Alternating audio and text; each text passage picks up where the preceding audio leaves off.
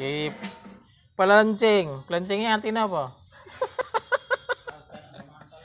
Oh, iki pelencing. Pelencing apa pecel iki? Lah iki pelencing nak. Pelencing. Iki krokot. Krokot Nur. Oh.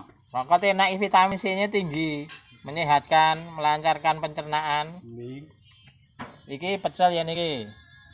Ah, pecele aku wis tak ngrasake pecele ya mantep sambele ya. Sekono ku sampeyan Sithik wae. Aku kan rasa. Ya apa ganti iki? Yo bakmi goreng. Bakmi goreng. Karo tak pasrahe karo Mbak Musa. Iki cap jahe. Monggo mampir melarisi ngene. Iki kondange warung apa iki kondange?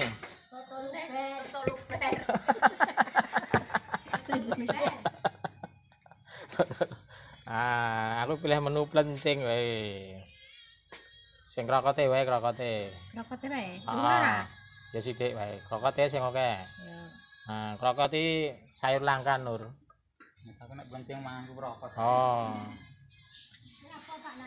Nah, iki pelencing, memilih menu pelencing ya pecel wis tahu. Piye? Tahune iya no. Ya, pira? Telu wae.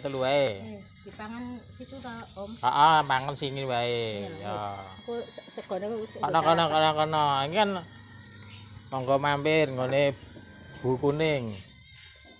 Engke cek goreng-goreng. Pokoke top marko top. Karo Nur Hanadib.